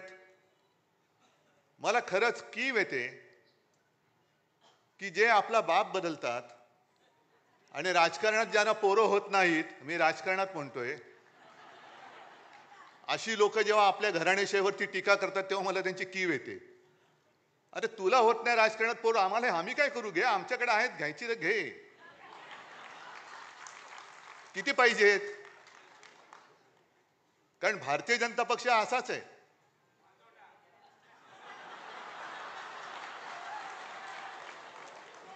नाही, तुम्ही जो शब्द वापरला शिवसेना प्रमुखाने आणखीन वापरला असता पुढचा, पण ते सत्य आहे. आपण सत्य नाकारतो का कधी? त्याच्यामुळे हे सत्य त्यांनी स्वीकारलं पाहिजे की त्यांना आजपर्यंत कधी पोरं नाही झाले म्हणून दुसरे नेते हे स्वीकारायचे, ते मोठे करायचे. म्हणजे दुर्दैव असं की ज्या सरदार वल्लभभाई पटेलांनी संघावरती बंदी आणली होती, त्याच पटेलांना नेता म्हणून त्यांचा जगातला सर्वोत्तम म्हणजे सगळ्यात उंच पुतळा बांधण्याची पाळी यांच्यावरती आली. हे यांचं कर्तृत्व. आणि आपल्याला शिकवत आहेत हिंदुत्व. ठीक आहे, आजच्या सुद्धा आपल्या वर्धापन दिनावरती भाजपची काही पाळलेली बेडकं ही डराडोराव करतील.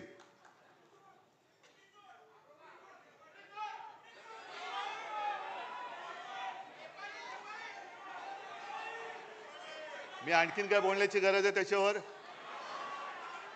कारण ह्याच हॉलमध्ये शिवसेना प्रमुखांचं ते गाजलेलं भाषण आहे,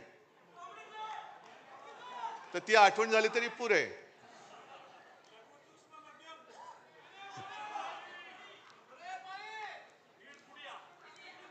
तुम्ही असं बोलायला लागल्यावर मला पुढे काय बोलायचं ते सुचत नाही, कारण मला डोळ्यासमोर सगळे यायला लागतात.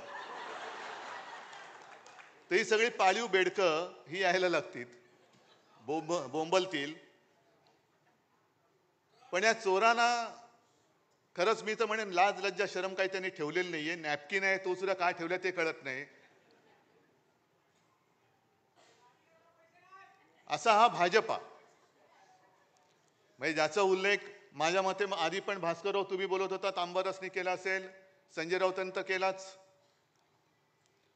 पण विशेषतः अंबादास तुमचं कौतुक करायचंय आणि माझ्या मराठवाड्यातल्या सगळ्या सैनिकांचं कौतुक करायचंय. कारण तुम्ही एक वस्तुस्थिती ही जनतेसमोर आणली. क्या हुआ तेरा वादा.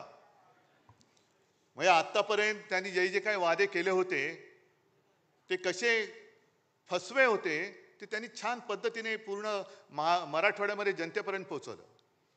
मग आता माझा प्रश्न तुम्हाला सगळ्यांना आहे की निवडणूक जिंकण्यासाठी माता भगिनींशी केलेला वादा, जनतेशी केलेला वादा जो पक्ष पाळत नाही तो पक्ष त्यांनी मला केलेला वादा हा मी तेव्हापासून बोलत होतो की यांनी वादा केला होता की 2.5 वर्ष शिवसेनेचा मुख्यमंत्री होईल आणि हे सांगत होते असं काही घडलंच नाही. मग हा काल परवाचा तुम्ही केलेला जनतेशी वादा खरा होता की खोटा होता? म्हणजे यांची वृत्ती कळते, यांची वृत्ती कळते. आणि तसं जर का बघितलं तर बोलायचं कशावर हेच कळत नाही. कारण यांचं सरकार आल्यानंतर जी काही पनवती लागलेली आहे, केंद्रामध्ये सरकार आल्यानंतर सगळी कामांची वाट लागलेली आहे. एअरपोर्टचं छत गळतंय, त्या मेट्रोच्या स्टेशनमध्ये पाणी जातंय, प्रयागराजला माणसं चेंगरून गेली, कोणी जबाबदारी घ्यायला तयार नाही. दिल्लीच्या रेल्वे स्टेशनमध्ये माणसं चेंगरून गेली, कोणी जबाबदारी घ्यायला तयार नाही. काल परवाकडे विमान अपघातात गेली, कोणी घ्यायला तयार नाही. रेल्वे अपघातात गेली, कोणी घ्यायला जबाबदारी तयार नाहीये. म्हणजेच काय की तसा जर का आपण गांभीर्याने विचार केला तर आज आपल्या देशाला पंतप्रधानांची गरज आहे. आज देशाला पंतप्रधान कुठे आहे? भाजपला आहे. देशाला कुठे आहे? देशाला गृहमंत्र्याची गरज आहे, घरफोड्या अमित शहाची नाही. देशाला संरक्षण मंत्र्यांची गरज आहे, गुंडांना संरक्षण देणाऱ्या देवेंद्र आणि राजनाथ सिंगांची नाही. तुम्ही देशाचे संरक्षण मंत्री आहात का गुंडांचे संरक्षण मंत्री आहात?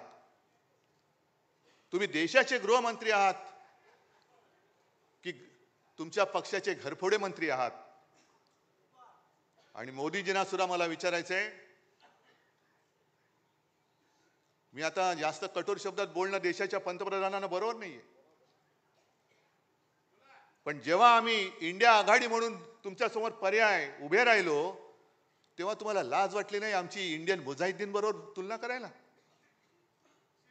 मग जरा आम्ही इंडियन मुजाहिद्दीन सारखे होतो तर आज जगभरामध्ये तुम्ही न केलेल्या शौर्याचं कौतुक सांगण्यासाठी आमच्या पक्षातले खासदार तुम्ही का पाठवलेत? आम्ही इंडियन मुजाहिद्दीन आणि तुम्ही कोण? म्हणजे तुम्ही जगभर फिरलात पण या कठीण काळामध्ये एक मित्र तुमच्या सोबत उभा राहिला नाही जो माझ्या देशाच्या बाजूने उभा राहील. आम्ही राहिलो तुमच्या सोबत. जग तुमच्या विरुद्ध आहे.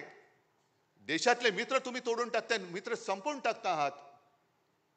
आमची तुलना तुम्ही देशद्रोह्यांबरोबर करता आहात. आणि मग जेव्हा संकट आल्यानंतर आमचेच खासदार तुम्ही देश जगभरामध्ये पाठवताय, आम्ही काय केलं आम्ही काय केलं हे सांगायला. आम्ही विसरून गेलो नव्हे. मी मुख्यमंत्री होतो त्यावेळेला देखील ते डोकलाम झालं होतं. तेव्हाही आपली हीच भूमिका होती की प्रधानमंत्री जी जो आपको सही लगे आप करो, हम आपके साथ है. आता सुद्धा आपली हीच भूमिका होती. ठीक आहे, पक्षीय मतभेद असतील, आहेत, राहतील, पण देश संपूर्ण जगासमोर आम्ही जाऊ तेव्हा हम सब एक है म्हणून आपण गेलं पाहिजे. आणि ते कर्तव्य, पवित्र कर्तव्य आम्ही करण्याचा प्रयत्न केला.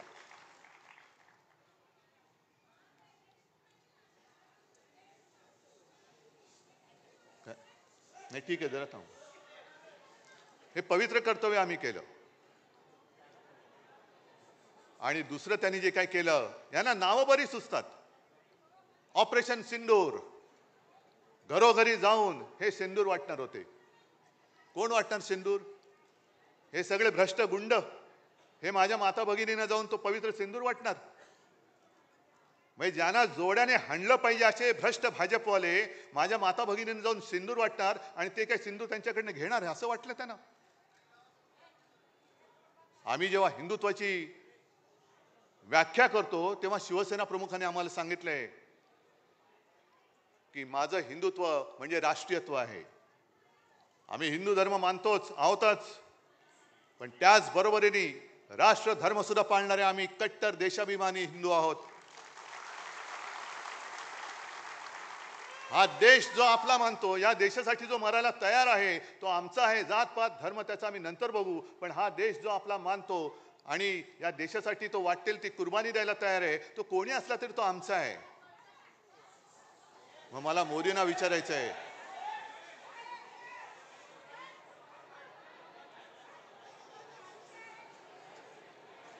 जरा गच्च झाले, सगळ्या खुर्च्या वगैरे भरल्या, थोडं सांभाळून घ्या,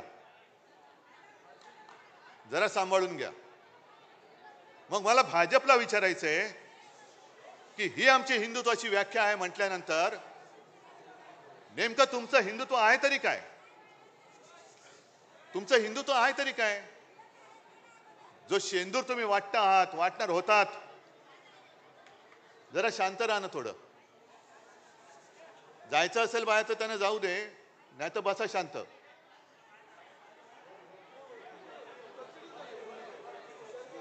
गर्दी झाली जरा थोडा वरती दारात, इकडे खाली काय नाही, वरती गर्दी झाली,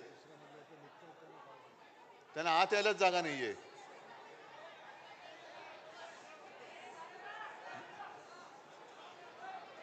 जरा खाली नाही तर इकडे कुठे जागा असेल तर बघा.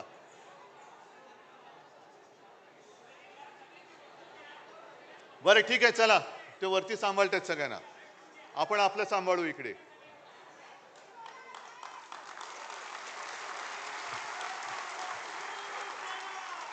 जे मी तुम्हाला सांगत होतो की आपलं हिंदुत्व हे काय आहे हे एकदा सांगितल्यानंतर भाजपवाल्यांना मी प्रश्न विचारतोय, तुमचं हिंदुत्व म्हणजे नेमकं आहे तरी काय? आम्हाला तुम्ही सांगतात आम्ही हिंदुत्व सोडलं, मग तुम्ही काय सोडलंय? कारण मध्येच कधीतरी जाऊन तुम्ही मशिदीमध्ये सौगात वाटता, मध्येच कधीतरी तुमच्या डोक्यात काहीतरी येतं, घराघरामध्ये जाऊन सेंदूर वाटायचा. आणि तो सेंदूर कोण वाटणार? तो नालायक, तो एक मंत्री कोण, विजय शहा, ज्याला खरंच भर रस्त्यामध्ये चापकानी फोडला पाहिजे, त्याच्यावरती भाजप अजून काही कारवाई करत नाही. त्या सोफिया कुरेशी ज्या आपल्या भगिनी आहेत, एक काय आपल्याला गर्व वाटला त्यावेळेला की एक महिला आपल्या लष्करामध्ये मोठ्या पदावर पोचली आणि ती बाणेदारपणाने आपली बाजू मांडते. त्या सोफिया कुरेशीना जो विजय शहा पाकिस्तान की बहन म्हणतो, आतंकवाद्यांची बहन म्हणतो, ही अशी नालायक औलाद भाजपमध्ये आहे. आणि या भाजपकडनं आपण देश सुधारण्याची आशा करतो, देश सुधारणार आहे. मग तुम्हाला एवढं सुद्धा कळत नाही, एक तरी इतर वेळेला शेपट्या घालून आत बसणार. तुम्ही सैन्याचे पाय तर बांधलेच, नाही तर सैन्याने धडक दिली होती, आजपर्यंत आपण पाकिस्तान घेतलाही असता. पण ट्रम्पचा फोन आल्यानंतर हे युक्रेन का वॉर रुकवा दी पापा, वॉर रुकवा दी पापा, ती जाहिरात होती ना, आपण पण केली होती.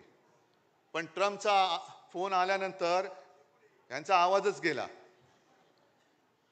काय करायचे ते असे प्रधानमंत्री, काय करायचे तसे गृहमंत्री? संजय राऊत, तुम्ही जो प्रश्न विचारला तो बरोबर आहे की ते 4 अतिरेकी आतमध्ये आले कसे? संरक्षण मंत्री काय करतायत, गृहमंत्री काय करतायत? खाडखाड गोळ्या घालून आपले पर्यटक तिकडे जे गेले होते त्यांना गोळ्या घालून मारणारे अतिरेकी गेले कुठे? पाताळात गेले, आकाशात गेले का भाजपात गेले? अजून मिळत कसे नाहीत सांगता येत नाही त्यांना. गेलेही असतील, घेतलेही असतील, कारण आता फक्त दाऊदला घ्यायचं बाकी राहिलेलं आहे, बाकी सगळं झालेलं आहे.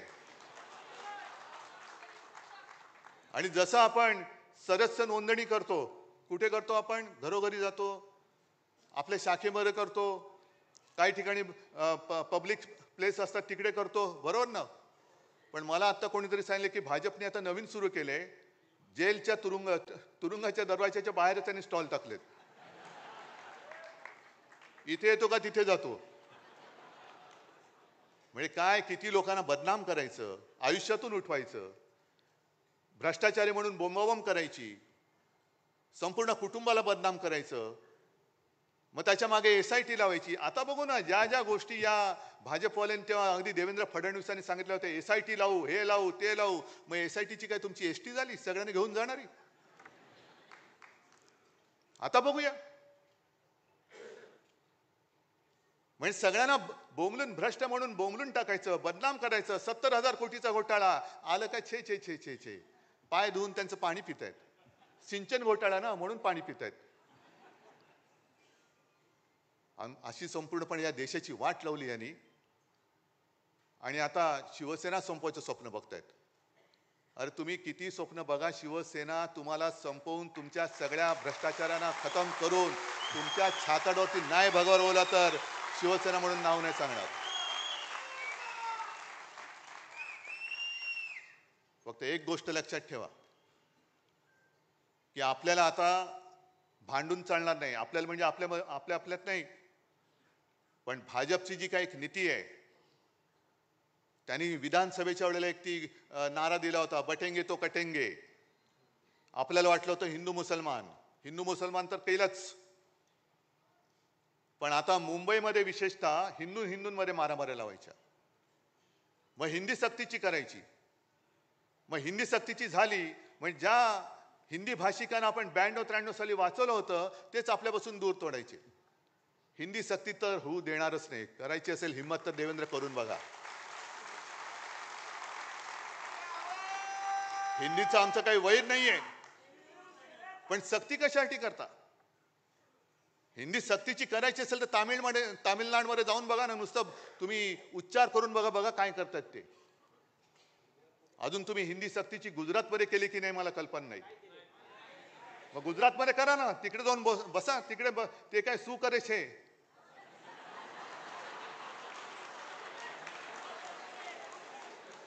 म्हणजे ते मराठीत त्याचा अर्थ वेगळा होतो, हिंदीत काय होतो मला माहिती नाही. पण इकडे आपल्याला भांडवत ठेवायचं, भांडा हिंदी सक्तीची. म्हणजे काय झालं की अगदी निवडणुकीच्या तोंडावरती आपण मुंबईकर सगळे एकत्र राहतोय, ते मराठी अमराठीमध्ये झगडा, मग त्याच्यावरनं आपण भांडत बसायचं. आणि एकदा का आपण भांडायला लागलो काय भ्रष्टाचार करायला मोकळे. आता ज्या काही बातम्या येत आहेत, म्हणजे काय काय बातम्या तर त्या महिलांवरती होणाऱ्या अत्याचाराच्या, त्यांच्या हत्येच्या वाचवत पण नाहीये, पण त्या बातम्या रोज देत बसायच्या आणि ह्यांच्या येणाऱ्या बातम्या ह्या दाबून टाकायच्या. एक 8-15 दिवसापूर्वी एक बातमी आली होती, किती जणांच्या लक्षात आहे? या मिंद्याच्या काळामध्ये 3000 कोटींनी जास्त असलेले टेंडर सुप्रीम कोर्टाने रद्द केलं होतं. किती लोकांना माहिती आहे? 3000 कोटी रुपये गेले कुठे? गेले ना. मग मध्ये जो काही आपण म्हणजे आदित्यने सुद्धा प्रेस कॉन्फरन्स घेतली, आपण मोर्चा काढला होता. मुंबईमधला रस्ता घोटाळा, पैसे गेले कुठे? ते गेले. म्हणजे प्रत्येक आमच्यावरती घराणेशाहीचे आरोप करताना तुमच्या आंबरस तुम्ही तो घोटाळा काढलाय, ते एक आपल्यातनच गेलेलं तिकडे ते आहे अवलाद. त्यांनी स्वतःच्या पोरासाठी भूखंडाचं आरक्षण बदलून हॉटेल वगैरे तिकडे केलं. खैरे साहेब बरोबर ना. त्याच्यानंतर एक मंत्री आहे, त्याच्या खात्यामध्ये बदल्यांमध्ये अनियमितता आहे. एक मंत्री आहे, तो शेतकऱ्यांचा अपमानच करत सुटलेला आहे. शिक्षण खात्यामध्ये घोटाळा आहे. सगळे घोटाळे. म्हणजे मध्ये एक तो जो काय फोटो आला होता, देवेंद्र फडणवीस बसलेत मध्ये आणि आजूबाजूला सगळे उपरे. मला भाजपवाल्यांची खरंच दया येते. किती किती पिढ्या तुमच्या सतरंज्या उचलण्यामध्ये घालणार आहात? आता तर सतरंजीच्या खाली गेल्यात तुम्ही, तुमच्यावरती उपरे नाचतायत. बस करा आता, या ना. अरे जर का तुमच्यामध्ये जरा तरी काही शिल्लक असेल स्वाभिमान अभिमान, तर द्या जुगारून या उपऱ्यांचं. आणि भ्रष्ट उपऱ्यांचं हे जोखडे ते जुगारून द्या. आणि या मर्दासारखे बाहेर या. तुमची किती इंचाची छाती आहे ना, ती तुमच्या नेत्याला दाखवा. मर्द कशाला म्हणतात? पण भ्रष्टाचाराच्या बातम्या येऊ द्यायच्या नाहीत. मग हिंदी सक्तीची बसा बोंबलत तुम्ही. हिंदी सक्तीची होऊ देणार नाही, आम्ही होऊ देणार नाही, ते ठरवलेलंच आहे. पण त्याच्यामध्ये झगडत ठेवायचं, बटेंगे तो कटेंगे. मग त्याच्यामध्ये पुन्हा मराठेतर हे भांडण लावून ठेवायचं. हिंदू मुस्लिम आहेच, तो एक बेडूक ओरडतोच आहे त्याच्यामध्ये, त्याला काम तेवढंच दिलेलं आहे. अरे तुझी उंची केवढी, आवाज कसा,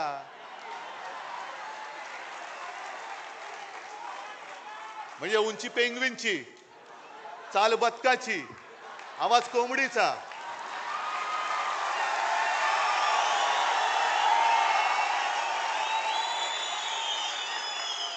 डोळे कोणासारखे माहिती नाहीत. तो जीव काय, बोलतोस काय, पार्श्वभूमी काय तुझी, वडिलांची पार्श्वभूमी काय, आणि आमच्यावरती बोलतोस. मी कोणावरती बोलतोयस? त्यांना कळू दे पहिलं नक्की. एक कोणतरी बाप ठरवा, ह्याच भाषेत मी त्यांच्याशी बोलतोय. एक कोणतरी ठरवा. जसं आम्ही 59 वर्षाची शिवसेना झाली तरी सुद्धा आमचा नेता एकच आहे, भगवा एकच आहे, दैवत एकच आहे, विचार एकच आहे. आणि शिवसेना प्रमुखाने शिवसेनेची स्थापना केली ती महाराष्ट्राच्या मराठी माणसावरती होणाऱ्या अन्यायाचा मुकाबला करण्यासाठी केली आणि हिंदुत्वाच्या रक्षणासाठी केली. शेटजींची पालखी वाढण्यासाठी नाही केली. शेटजींचे बूट चाटण्यासाठी शिवसेनेची स्थापना नाही केली. हे त्या मिंद्याला पहिले जाऊन सांगा.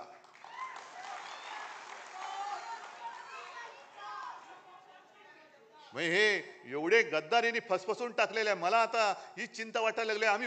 मी बोलतोय अरे पण काय तुम्ही फरक बदल घडवणार आहात की नाही? महाराष्ट्र म्हणून काय उभे राहणार आहात की नाही?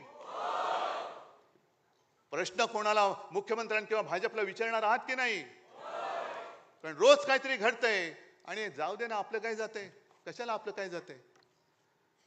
आज मुंबईच्या निवडणुकीला सामोरं जाताना ह्या ज्या काही बातम्या येत आहेत त्याच्यामध्ये आपल्या बाकीच्या बातम्या म्हणजे लाडकी बहीण या योजनेला देण्यासाठी पैसे नाही आहेत, आदिवासींचा निधी त्याच्यात वळवत आहेत.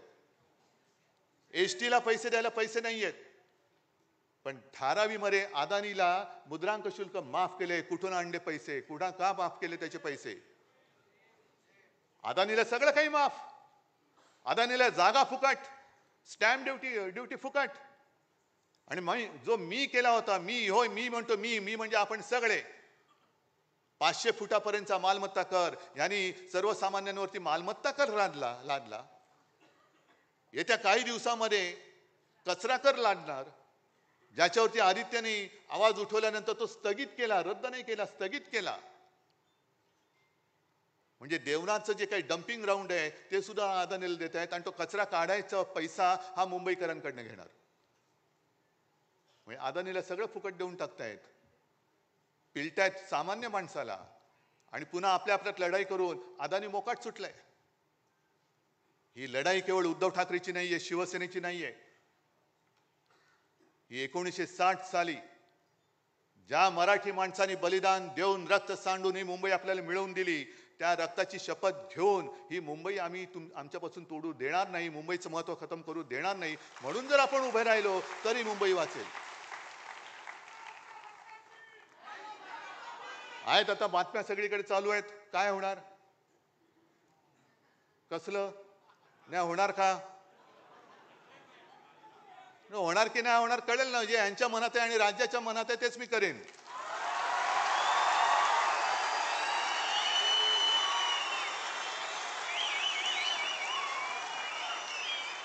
पण ते होऊ नये, मराठी माणसाची शक्ती एकत्र येऊ नये म्हणून यांच्या मालकाचे नोकर इकडे गाठीभेटी घ्यायला लागले, हॉटेलमध्ये भेटतायत. मालकांचे नोकर तुम्ही. कारण जर का मुंबईवरती ताबा यांना मिळाला नाही आणि मुंबई परत शिवसेनेच्या ताब्यात आले, आम्ही घेणारच आहोत, आम्ही घेणारच आहोत. मुंबई जर का पुन्हा मराठी माणसाच्या ताब्यात गेली तर मालकाच्या मित्राचं कसं होणार, अदानीचं कसं होणार. त्याच्यामुळे मराठी माणसाची शक्ती एकवटता कामा नये. याच्यासाठी हे मालकाचे त्या शेटजीचे नोकर, हेच मी म्हणेन, आणि त्या नोकरांचे नोकर जे आज नालायकपणाने वर्धापन दिन साजरा करतात ते शेटजींच्या नोकराचे नोकर आहेत. म्हणून किती प्रयत्न चाललेत, होणारच नाही. अरे तुला काय करायचं, तुला नाही होत, आमचं आम्ही बघू ना, आम्ही बघू आमचं काय करायचं ते. पण जर तुम्हाला कोणाला वाटत असेल की तुम्ही शिवसेना प्रमुखांचा ब्रँड पुसून टाकाल तर तुमचं नामो निशाण आम्ही महाराष्ट्राच्या धर्तीवरून पुसून टाकल्याशिवाय राहणार नाही. नामो निशाण पुसून टाकू आम्ही भाजपच्या या महाराष्ट्रातून. आणि आज तर मी तयारीने उभा आहे. तुमची तयारी काय मला कल्पना नाही. मी तुम्हाला एकच आठवण सांगतोय, माझी तयारी मी तुम्हाला सांगतो. 92-93 साली जेव्हा दंगा भडकला होता देशद्रोह्यांच्या विरुद्ध, तुम्हीच सगळे शिवसैनिक रस्त्यावरती उतरला होतात आणि छातीचा कोट करून मुंबई वाचवली होती. तेव्हा एक व्यक्ती आली होती बाळासाहेबांकडे, बाळासाहेब आता बस झालं, आता पुरे झालं. आता ती कोण व्यक्ती मी सांगत नाही, आज आहे ती हयात. आणि बाळासाहेबांनी सांगितलं की अरे एक पिक्चर मी पाहिला, प्रहार नावाचा. कोणाचा?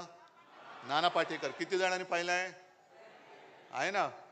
त्याच्यामध्ये नाना पाटेकर त्या गुंडांसमोर उभा राहतो आणि त्यांना सांगतो कम ऑन किल मी.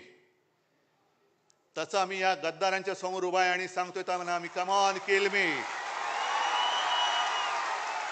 असेल हिंमत तर या अंगावर, फक्त अंगावर येणार असाल तर एक गोष्ट नक्की करा.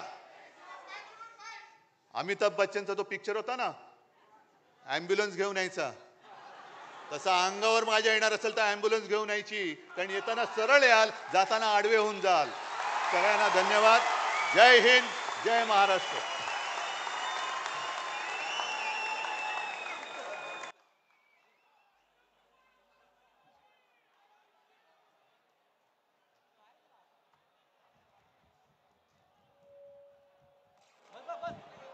त्या जागी